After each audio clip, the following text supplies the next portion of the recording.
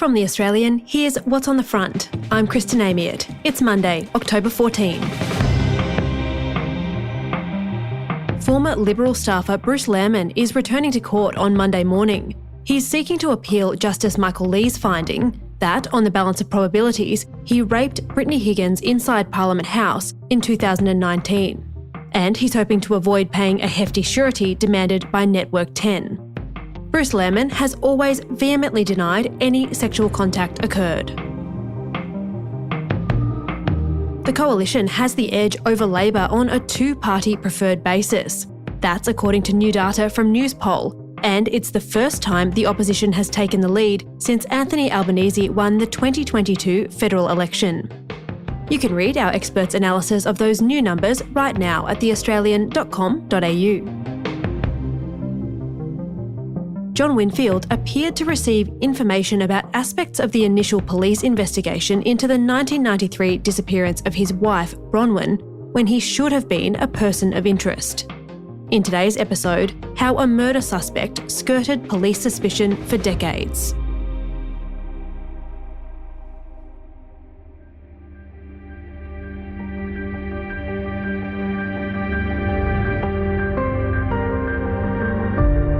I actually think Graham was the one that told me about this. I know Graham spoke to her. I told Graham this, only through what Graham told me.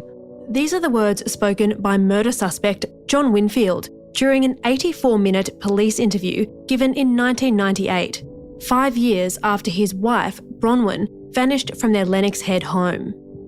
They're being read by a voice actor for The Australian's investigative podcast into Bronwyn's unsolved disappearance and suspected murder. New episodes by National Chief Correspondent Hedley Thomas are available for subscribers right now at bronwynpodcast.com or on the Australian's app. The Graham Jon Winfield is referring to is Detective Sergeant Graham Diskin, whose flawed initial investigation means Bronwyn's loved ones are still searching for answers 31 years later. See, in the weeks and months after she disappeared, on May 16, 1993, Bronwyn was treated as a missing person by police, not as a potential homicide victim. And Jon appears to have received crucial information about her life, instead of being treated as a person of interest. He's always denied any wrongdoing. Here's Hedley Thomas. If that's what has happened, it is unusual because you have a person of interest, someone who these days, and no doubt back then as well, should have been a number one person of interest, a number one suspect, if you like, in the potential murder or foul play involving Bronwyn. And there he is receiving key information about Bronwyn's bank account, about the solicitors that Bronwyn had been seeing, who they were, about her movements, about her telephone calls. And that's the kind of information that, if you're a suspect, could be potentially very helpful in helping you alibi yourself and give a story that might be plausible.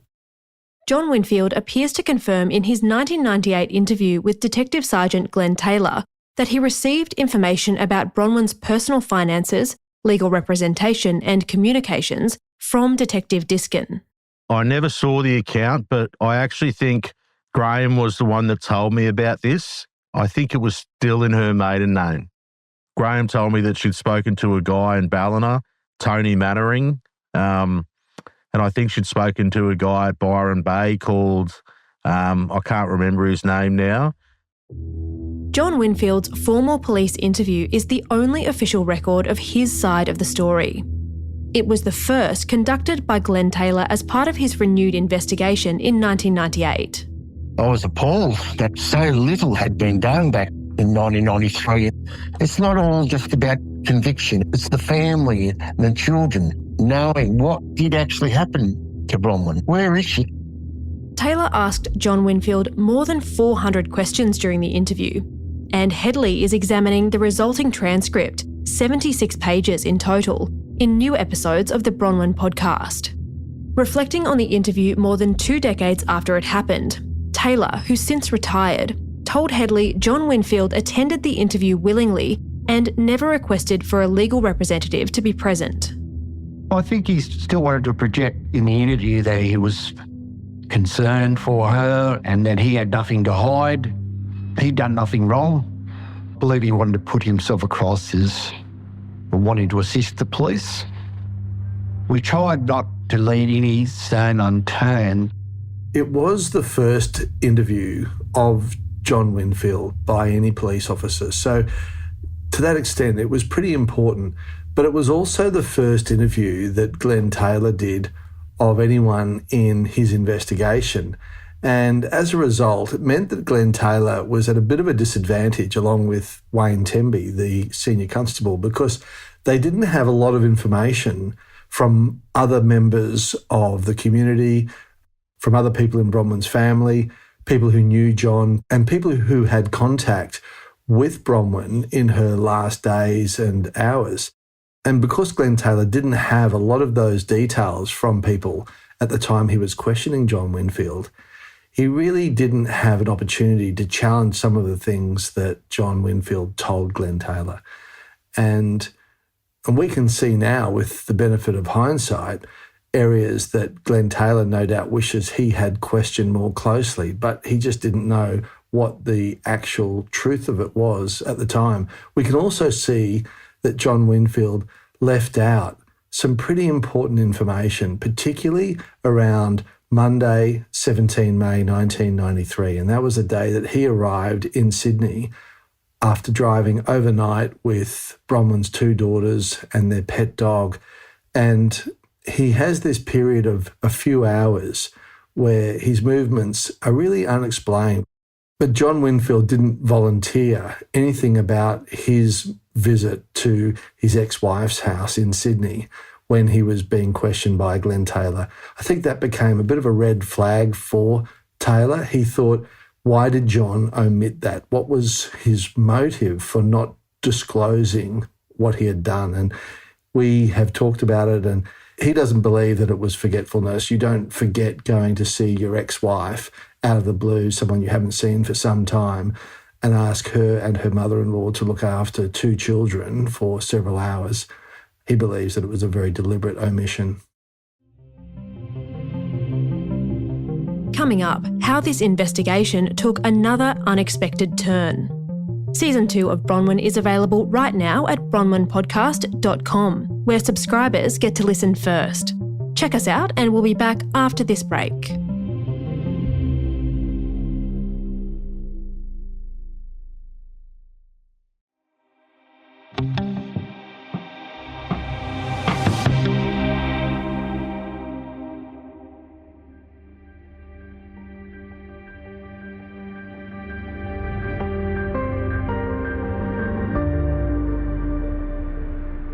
When Hedley Thomas set out to investigate the disappearance and suspected murder of Bronwyn Winfield, he thought the podcast series would comprise 6 or maybe 8 episodes. But these investigations require painstaking research and reporting over months and even years. And more than one twist has seen the series return for a second season. The first was the account of Judy Singh, who said she saw Jon Winfield driving down Sandstone Crescent with what looked like a human body in the back of the family's Ford Falcon on the night Bronwyn vanished. And this night I was sitting up and I could see directly into the car, and he kind of looked up this night, and I saw this, what looked to be like a mummy in the back of the car. And I thought, well, even if he was taking out belongings, you wouldn't make it look like a body. Do you know what I mean? The New South Wales Police Unsolved Homicide Unit moved swiftly on that new lead. And now the existence of a secret daughter has added another dimension to the story.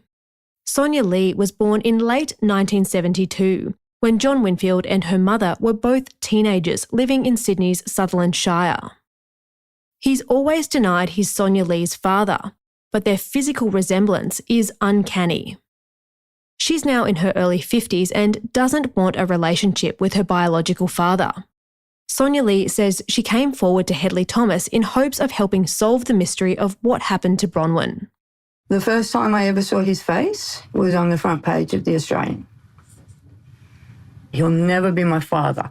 We'll never be mates. We'll never sit down and have a cuppa together. I will never break bread with him. purely because my grandmother would be disgusted in me if I did. You said before that you were very hopeful there would be a good outcome. What do you believe is a good outcome? For the girls, them knowing what happened to Bronwyn. The good, the bad, the ugly, whatever it may be, they deserve to know. It's got to be the heaviest load for them to carry. Here's Headley.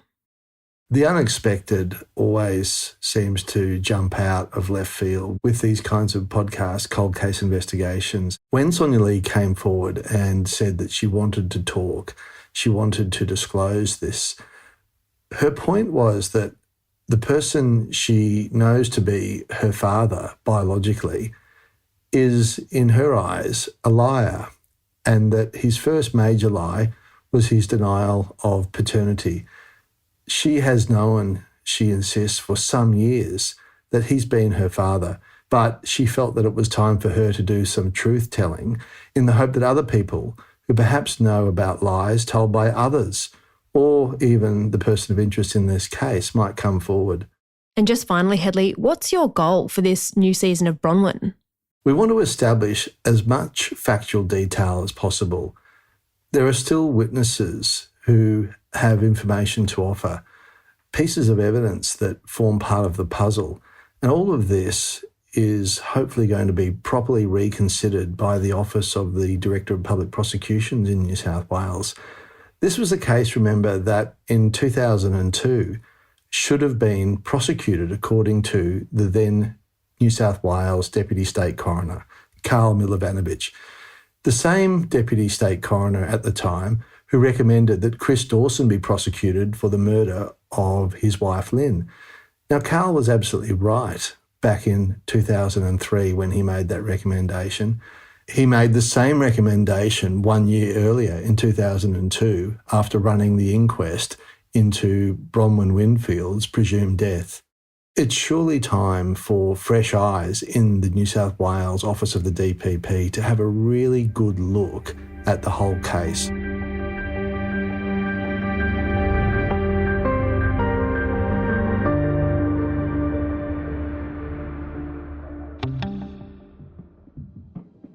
Headley Thomas is the Australian's national chief correspondent. It's been 1 year since The Voice was resoundingly voted down in a referendum. Now, the next generation of Indigenous leaders are sharing what they've learned. That story, plus all the nation's best news, sport and politics, is live right now at theaustralian.com.au.